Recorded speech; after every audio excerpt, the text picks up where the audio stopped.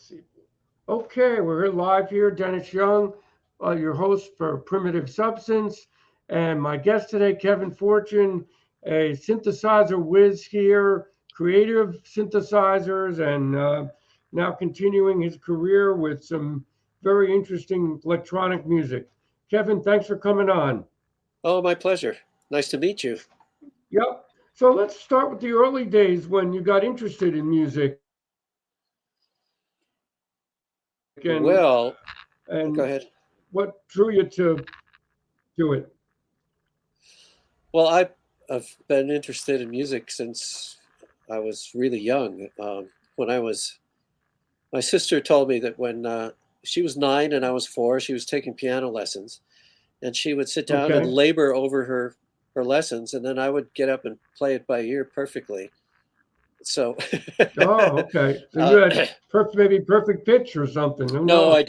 I didn't, but I just had a knack for Right? it, and so I, studied piano, and then I went to saxophone when I was probably, I don't know, 10 or 12, something like that, and then played in all kinds of ensembles, and I was also still playing keyboards, so I was in bands when I was in high school, uh, and uh, and then I went to Vandercook College of Music in Chicago, and I was already playing several instruments, but I wound up playing even more from being there. So Right. um, I was gigging around town because I could read. I had a baritone sax and soprano and stuff, so I could do pickup gigs with big band things Oh, around town. You know, if they didn't have a Barry player or something right, like that, right. I could sit in and play. So playing, all the, Ellington and Basie and Stan Kenton type stuff, all of that. um, yeah, and then also playing That's a big plus.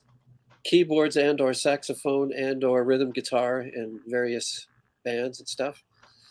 And Hmm. then and I've always been interested in synthesizers. I've heard various electronic stuff and switched on Bach, of course, when that came out. Oh, of It course. That's seemed like it might be accessible, although it was too right, expensive for me to get a hold of that stuff. right. But eventually, my first synthesizer was a EML, Electronic Music Labs 101, which was a duophonic keyboard. It's like a cross between Hmm. a Mini Moog and an ARP 2600. And I played the Oh, crap out of that thing for years on gigs and hmm. that sort of thing.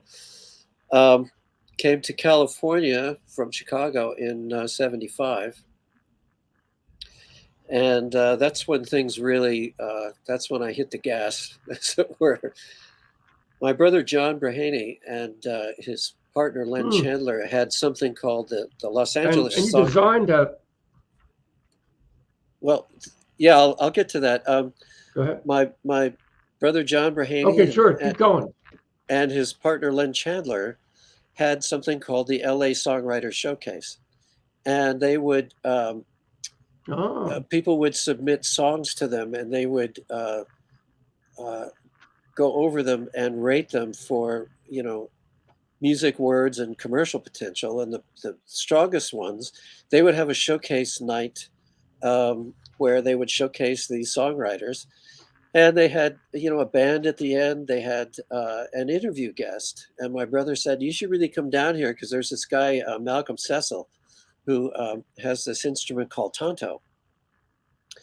And I hmm. came down and met him, and the next day I was out at his place in Malibu with this giant. I don't know if you've seen pictures of tanto, but it's a giant. These big uh, Right, arced things of mostly Moog uh, equipment, and right. I've seen those. and over time, not too long after that, I started building stuff for him and working on Tonto, and Hmm. it's how I met Serge, um, Oh, because uh, a mutual friend, a dear friend of mine, Rex Probe, had done some work for Malcolm on his power supplies. And, there was a show back in the 80s or 70s, late 70s. Anyway, a Midnight Special, I think it was called. And, Don Oh, I remember Kushner that thing. show. Yeah. That was a great show. Well, after there was a movie called Phantom of the Paradise, which Tonto was pictured in. It wasn't used, but it was pictured, that Malcolm and Bob Margouleff had. So they were booked onto the Midnight Special show with Tonto, and they were going to play because they had Tonto's Expanding Headband, and they had a couple of albums out. Right, I remember that. And what happened was they had everything tuned up, ready to go. The curtain opens up, and those stage lights raised the temperature by about 20 degrees. And those Moog oscillators were not temperature stable. Oh my God. So it sounded terrible. And Malcolm said he never wanted to experience that again ever, because these guys really know what they're doing. And then you have it all ready to go. And then it just, then you're trying to tune it on the fly, and it's just, nuts. So Rex told Malcolm about Serge, and Serge designed what became the new timbral oscillator, which was in honor of Tonto, of the new timbral orchestra, is what that's the original new timbral orchestra. So he designed an oscillator that was temperature stable, and I wound up prototyping that and installing oscillators into Tonto and all that sort of stuff. Next thing I know, I'm working for Serge, building the early Serge instruments. Yeah. Wow. They must have sounded really amazing at that time. I mean, those early synthesizers. Yeah, well, they're still around, actually, and I still take in people's Serges that have been sitting around for a while, or that they want to update, and I'm definitely the guy to do that, because I've been known these synthesizers for a long time. Right. Now, do you know that synthesizer museum out in Pennsylvania, EMEAPP? Have you heard of that? I've heard of it, but I haven't been there. I haven't seen it, but I've seen pictures of all the gear they fix have. a lot of synthesizers, and if you're a Serge expert and they have any, I don't know if any of them that don't work, I'll give you the information if you want to. Oh, that would be great. Yeah, sure, I'd be happy to have that info. A lot of vintage stuff there. So keep going. Well, let's see. Where do we go from there? So then I built my own Serge. I built a 3-panel system so I could really get into using the modules. And then I built what's now called the Mighty Serge, which was originally going to be 8 panels.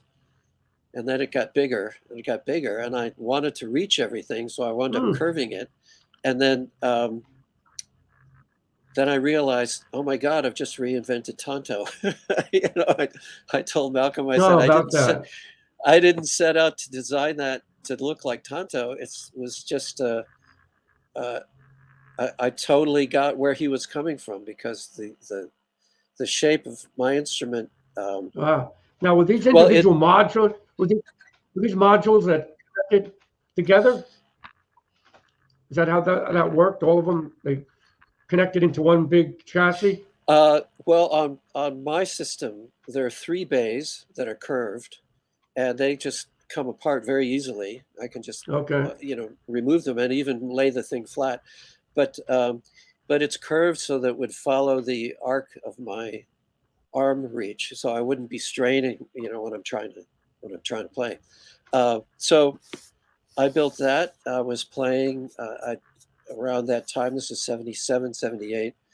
I was playing in a place called Continuum Movement in Los Angeles.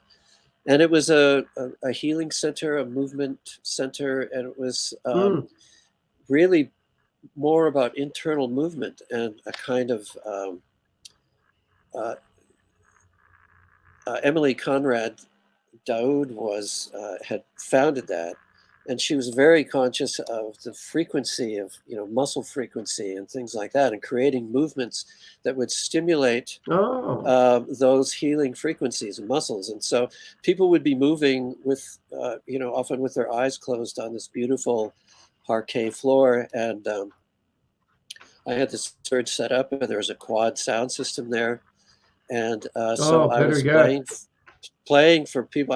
I'm doing space music right off the bat, and Michael Stearns was also playing there, and wow. I introduced him to modular synthesis, so he learned about that playing on my instrument, and did part of planetarium folding on my instrument. So yeah, so there's so many stories I could tell you. I'm not sure where to start. I mean, it's so trendy now, all these modular pieces now. And it runs into a lot of money. Those modular synthesizer ports that go in racks now. That seems to be a big thing now. Well, it's interesting because it wasn't for a long time. And so in I think it was, 90 or somewhere in there, I'll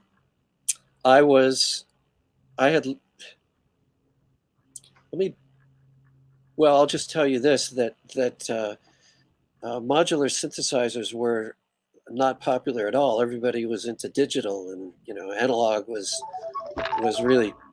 passé and all that sort of stuff. Right. And right. So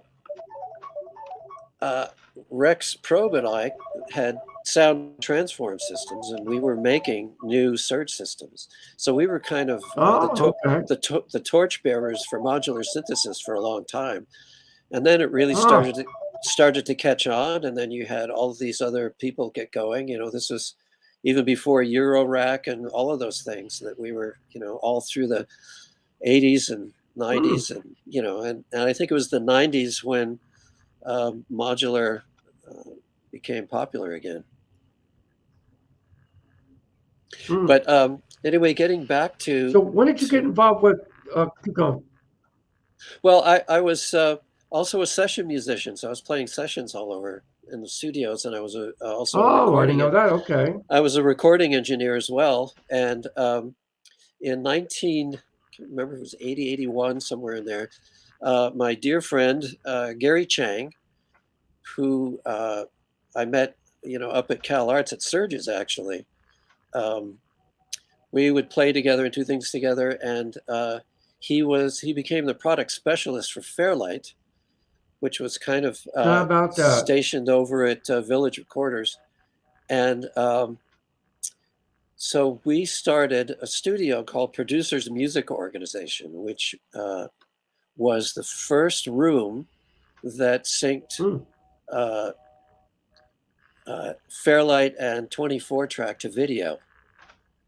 And now you can do it on your laptop. But back then, that was you couldn't do that, And so this was the first room, and there was a lot of R&D involved, but we had the Fairlight hooked up to it, and we had people. Garth Hudson came in to work on the right stuff, and there are all kinds of interesting projects because they could work direct to picture, and that was not available before. So we were kind of I remember.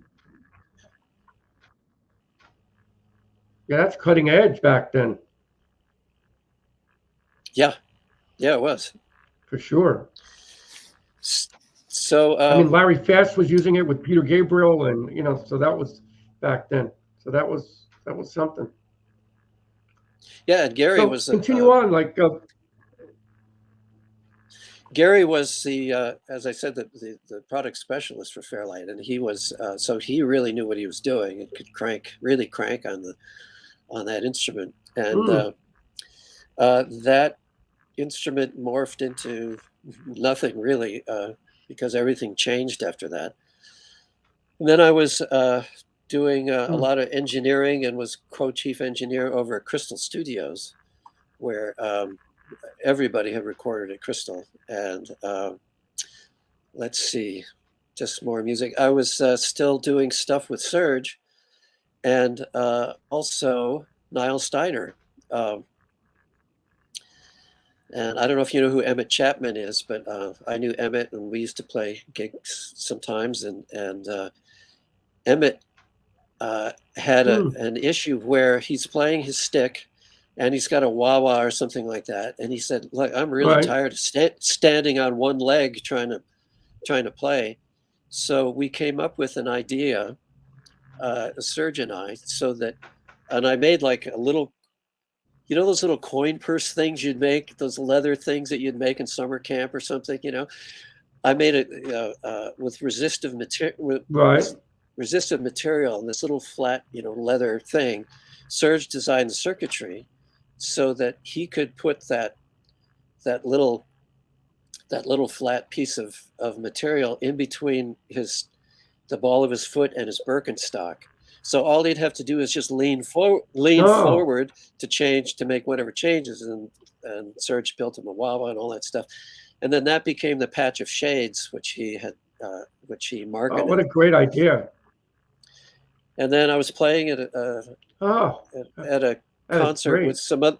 I was playing at a concert with some other performers, and Niall Steiner was playing, and he had his EVIs, electronic valve instrument. He's a really good trumpet player and synth designer. And after that, I talked to him and asked him if he had a woodwind version of that, since I was a woodwind player and a synthesist. And he said he was just thinking about putting some together. And I said, "Let me help you." And I went over and built the early EWIs, 4 of them.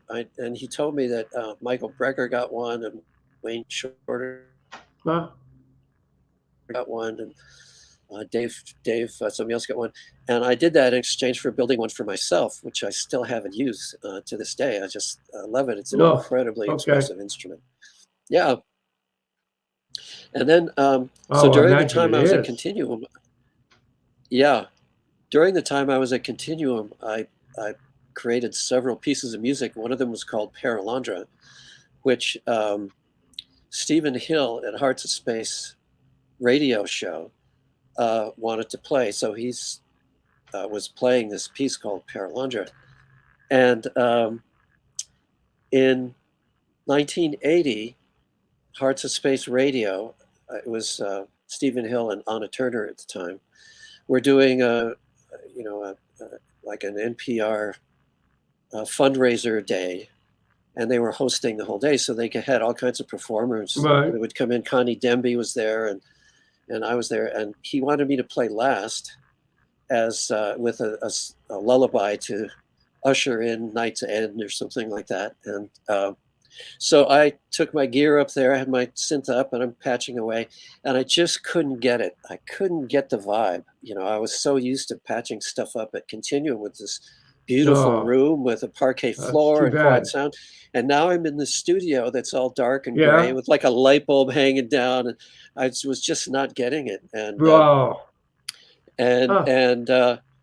so I just was really frustrated, and so.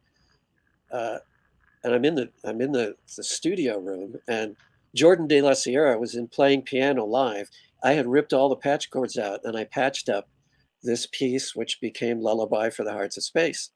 So it was like a 30-minute, tearing my hair out, trying to patch this thing up, and played it. And that was my first album, with that and a piece I did called After I Said Goodnight that I did at Continuum. They were both live pieces.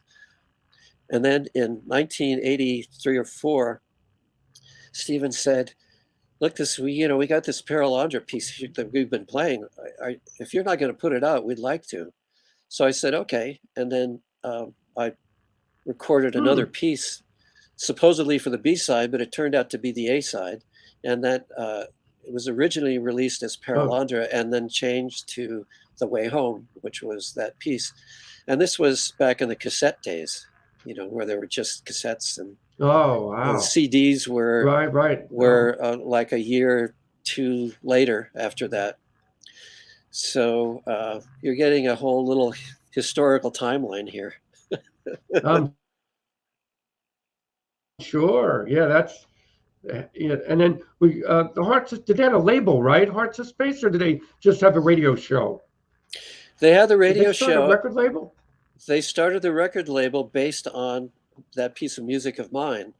So How about that that? was their first release, and I think Connie Demby's Novus Magnificat was their second release, and then they Okay. really took off from there. And Yeah, that was. Yeah. Anybody doing electronic music wanted to get on that radio show or get involved with them. yeah, Stephen and Anna had been doing that since the early 70s. It was on KPFA in Berkeley.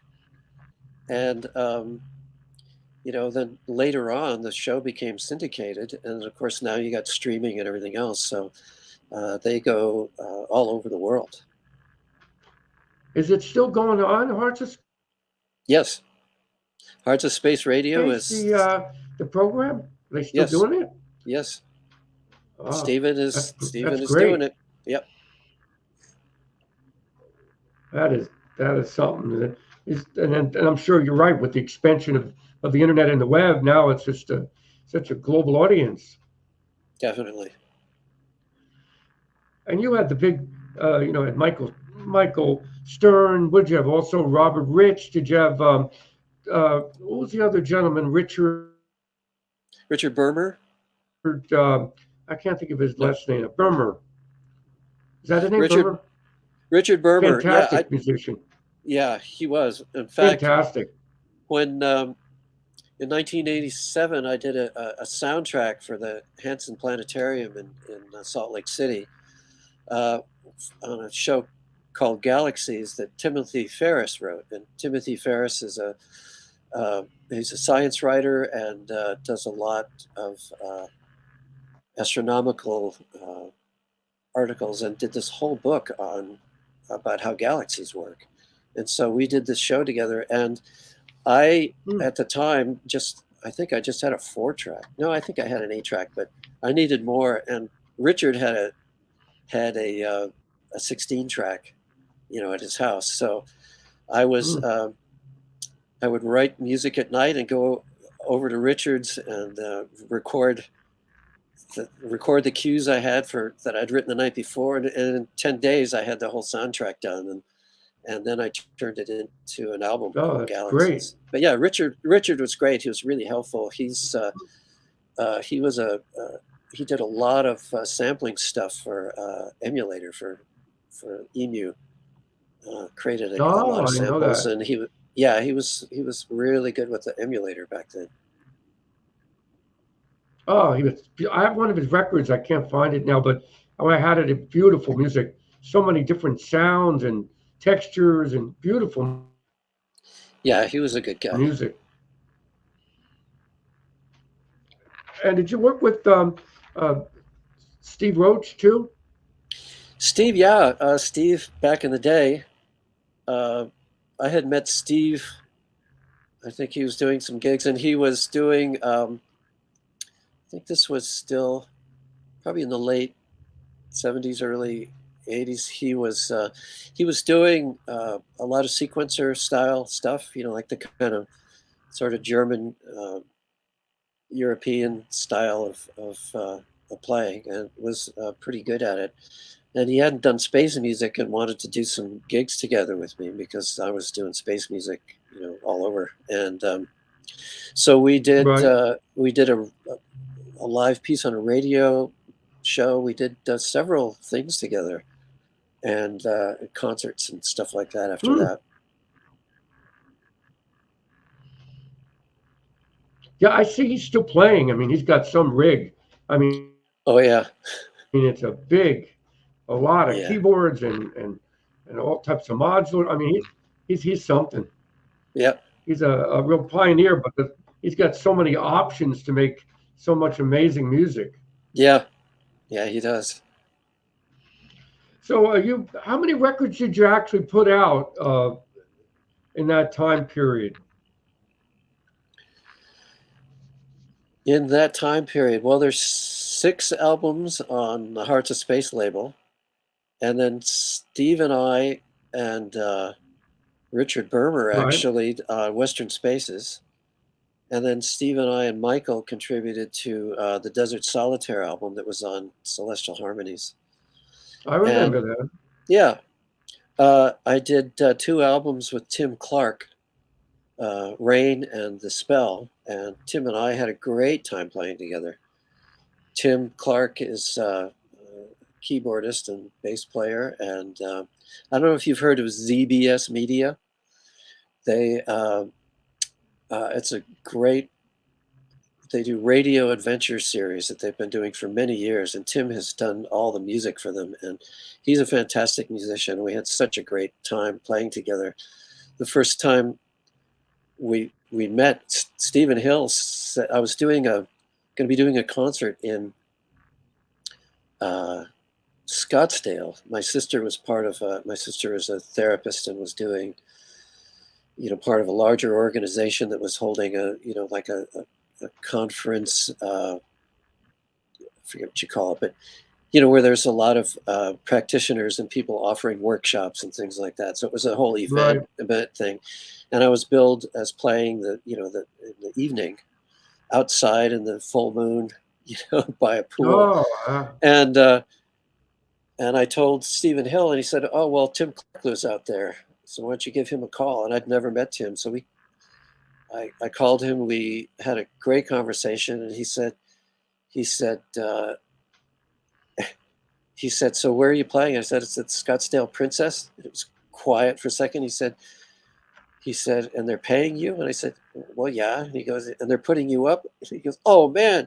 He said the Scottsdale yeah. Princess is his favorite place. It's like a 5-star place, and he would go over there to eat. Ah. Tim is a 5-star chef, by the way. He's really, Oh, really wow. good. Really Jack of just all amazing. trades there. So I drove out to Phoenix, and he was only like 10 minutes away from the gig. He said on the phone call, he said, "Do you need any equipment?" And I said, "Well, yeah, what do you got?" So we went over that, and he said, "Would you mind if I sat in?" I said, "No, that'd be great."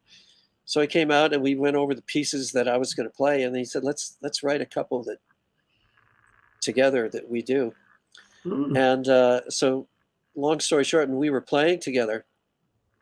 It was really something. I remember I was playing the EWI and he's playing keyboards, and I remember just looking over at each other because I knew where he was going harmonically. He knew where I was going with the melody, and it just flowed like seamlessly. And those 2 albums, Oh. Mm. most of them were improvised. We'd come up with sounds, we'd figure out where we kind of wanted to go and what we wanted to do, and then just hit record. And Oh. those pieces would just come out. We just improvised them, and they just worked. We just had this like telepathy with each other. It was really something. That's And what's special when you're cut playing out with there for a somebody minute. that you're in tune with, even when you're just improvising, some Oh, amazing things can happen with that's great great. music. It's one of my favorite experiences. And Tim now lives in North Carolina, so we haven't been able to get together. On the other hand, I've worked on 11 albums with uh, Paul Avgerinos. I don't Paul's know been him. Hmm. Paul. Well, you have to look him up. I've got to look up a lot of these people. Yeah, Paul Avgerinos, and he's done a lot of And what does albums. Paul play? Synthesizer? Yeah, he plays synthesizers. He was a concert bass player. He played, stand-up bass and things. So he's a really good bass player. Plays guitar. Plays, lots of instruments. I play a lot of instruments, and so I contribute. He did an album called. I said he. We did an album called Grace, which won a Grammy in No. 2015, and then what was it year before? Last Wow. year, we were nominated for And a second. what category would this be like? It's in New Age, You were nominated? Huh? and Okay. nominated for a second album called Joy in 20. Was it last year? I think it was just last year. So I'm currently working on another one with him right now, which I can't divulge any of its Wow, that's contents. fantastic. But yeah, so we work. He'll have some pieces together, and then he'll say, just write me some melodies, and then he'll play with them. So I'll come up with something on the EWI or alto flute or alto clarinet or flute or mostly woodwinds. And because we were just talking about this the other day, that sometimes we get working on a project and we kind of run out of stuff that we normally do. And so he said, I'll call Kevin and I'll have the album done in 2 weeks. so I'm How about that? Yeah. So wow, that's something. That is. Well, you got to send me all this at the end, so I can put it in the description, so everybody listening can find all your music that don't know about your music. I mean, I haven't followed much of the new age music in a long time, so it's very nice you came on so up to date on what's happening in the field. Yeah, thanks. And so so you teach too? Are you teaching also with the music somehow? Is that incorporated with any teaching, healing you do? Yeah, not currently. I did, when I was younger, I taught Michael Stearns, so I thought that was successful.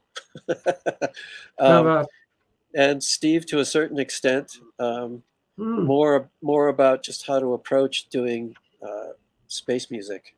I call it space music because it's just not necessarily about outer space, but more about a soundtrack for the space that you're in. And Steve really got into it. He really, right. I think he had a real penchant for it. Once we opened those doors, he really flowed into it. Well, sound has such properties of healing, of even moving objects. I mean, that was a theory that the pyramids were built of sound that moved the rocks, a certain frequency that was able to move things like that. I don't know. That's a theory that I heard. So who knows? Well, and certain kinds of music, like see, New Age, I don't necessarily relate to it these days that much, but it is a place where people can find my music. So I'm okay. That's fine. Originally, New Age music was about a new age of consciousness raising sounds and music and things like that. So, and then it became, I don't know, smooth jazz and everything got thrown into it. But right. But sound is you can, if you go into deep listening of something, especially with space music, you have longer sounds. Like if you strike a drum, the sound happens quickly and the brain recognizes it, it knows what it is, and it's already bored. If you take a piano, for example, and play a note and hold it, the brain recognizes that there's that sound, and then it starts to contemplate it because the sound keeps going. So the brain then contemplates, and that creates a contemplative loop. And that's why meditation works the way that it does. Even chanting, which may be rhythmic, but it's still something that goes on, and the mind shifts out of the temporal and into the more of a vastness. So then you contemplate, you meditate, that's what the brain actually does and it's why space music and meditation music, if done well, I guess, can take you to that state. So people like me and Steve and Michael, doing music that is takes you out of time and into just the present moment. What do you feel about digital music now, where you can go on your computer and emulate a synthesizer, and then before you know it, a song is done? Do you think there's a overload now of too much too much music out there or too much bad music? What's your opinion of the current state of recorded music? Well, I think that we have tools now that were barely dreamed of back in the day. In order to record something earlier, you had to hire a studio. You had to pay money. You had to have your shit together to go in and lay down some tracks without wasting a lot of money. And even not even all of that music made it to the top. But because of the internet and streaming, and anybody can just make music on their laptop and immediately stream it, and it's all over the world. And it doesn't necessarily mean that the music is good. I don't know, good is the term, but I think it's great that there are all of these amazing tools. But really, I hear music that I call music being made to manufacturer specifications. They're all like pre-programmed patches and things that people just do that, and it's hard to find their soul. It's hard to find their soul in that music. One of the things about the early modular synthesis days, and especially in my case, is that you had to create the sound. You had to dream it, create it, and then what's the intent of making that sound and that music? And so people, I know they've said this about my music, that it really takes them someplace, that they've heard things and remembered things, and it supported whatever was going on for them at the time. One example is there was a therapist that I knew who worked on the terminal ward at Century City Hospital in LA. And I ran into her, and she said, "Oh, I've been meaning to tell you." She said, when these people are having trouble dying, when it's really difficult for them to let go, we'll take the way home and put it on headphones. And he said, before the piece is over, they've relaxed, drifted down, and then just drifted off. And I was really touched by that. I mean, that's an amazing thing to know, that this piece of music has helped people to make that transition. That was really, really touched by that. But anyway, the music that is out today it's easy to create sounds and to do things, but ultimately it's about how you feel when you're listening to it.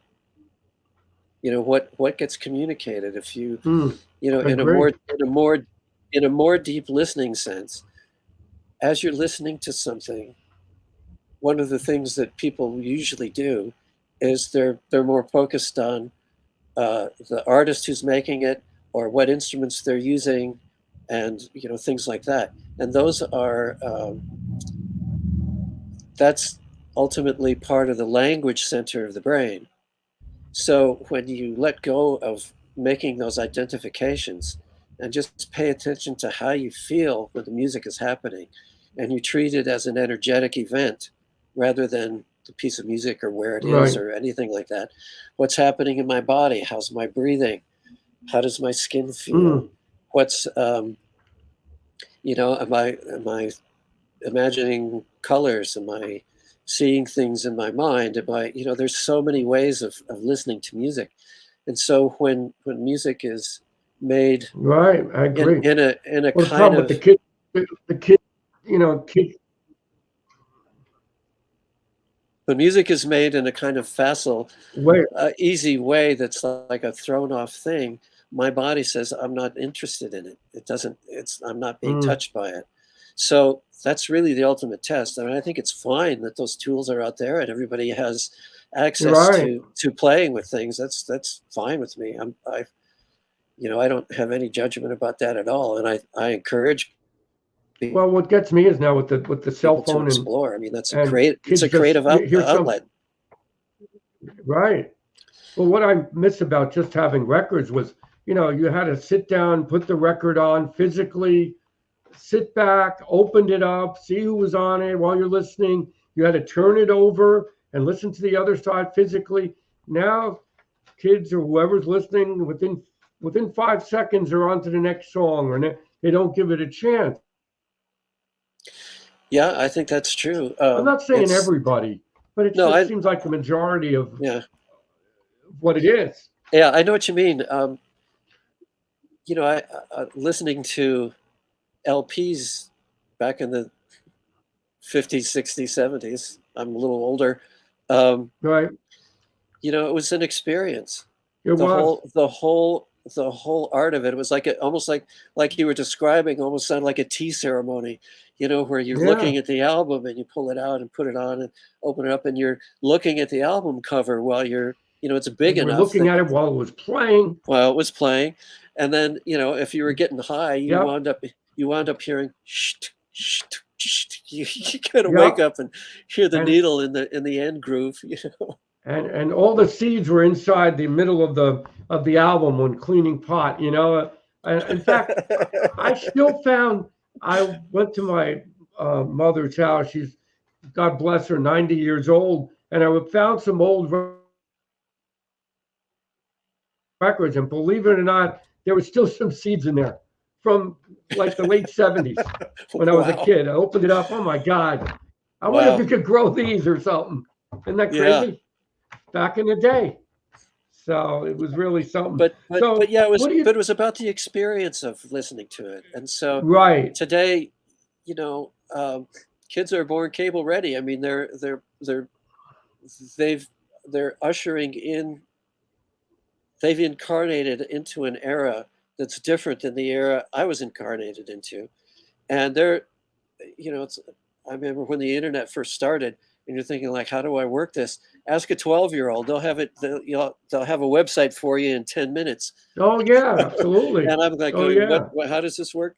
So, this is their time, and this is their milieu, and how they're dealing with it. And eventually, you have people like, look at Jacob Collier. Have you heard Jacob Collier? No. Oh, well, he was a prodigy. He's a harmonic genius. Jacob Collier is. He does things with harmony that even harmony masters, even anyway, all of these masters are going, this guy is really amazing, and he's fun, and he does concerts where he turns the audience into a choir and has them and can conduct them singing these different notes. He can go through chord modulations like nobody I've ever heard. He's a brilliant guy. Quincy Jones thinks he's just the best ever. Quincy is a huge fan of Jacob Collier, and he's only, I don't even think he's 30 yet. I think he's still in his 20s. But he's done things as a kid that just using his voice and multi-track it. So he knew how to use the multi-track on Logic or whatever sessions he's doing, plus do the visuals. He can have a screen of like 40 of himself singing the lines of 40 different parts that he's doing. So he's a really excellent songwriter and musician, and has played with Snarky Puppy and done all kinds of things. So Snarky Puppy is another great band. But Jacob Collier is an example of, this is a new era of music and how music is performed, and that's exciting. So I think that every era is going to have their Charlie Parker. Like the saxophone was invented 100 years before Charlie Parker showed up. Right. And then he took what had been there for 100 years and turned it into this masterful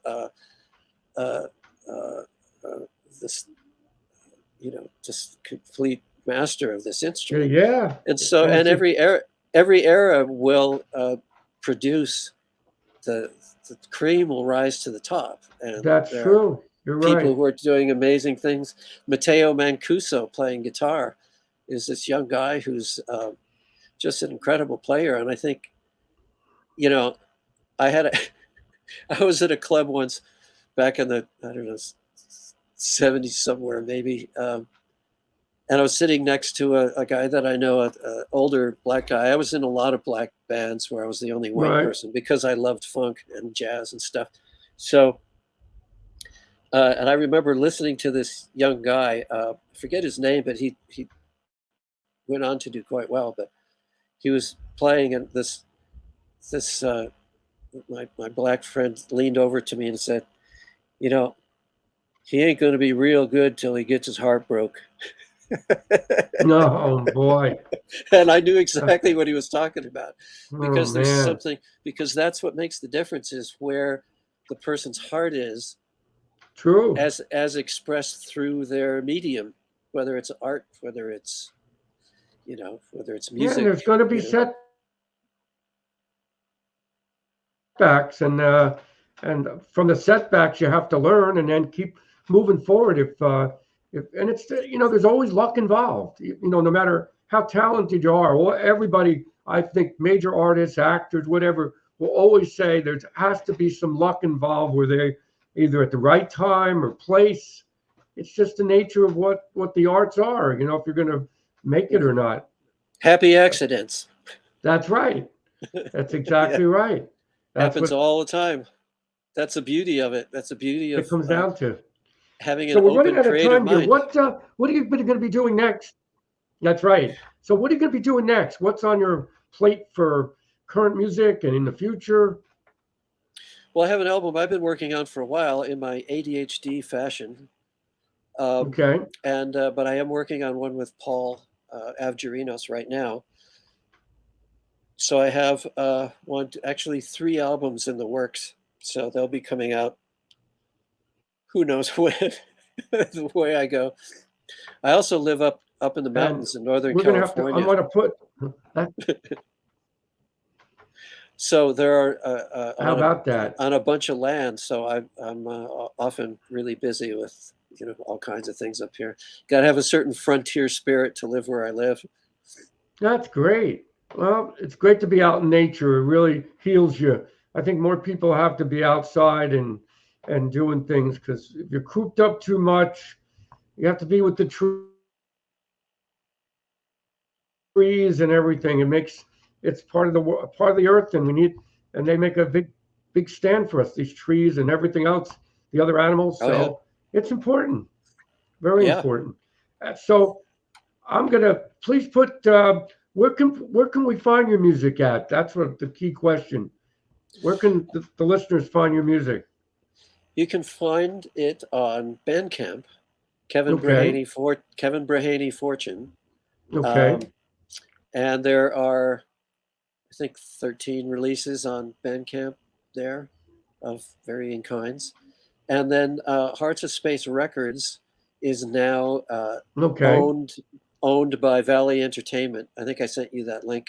Yes, right. Okay, I'll put that too. And they've got 6 or more of my albums that they put out, so they can find that music there. There's The Way Home, Galaxies, Secret Rooms,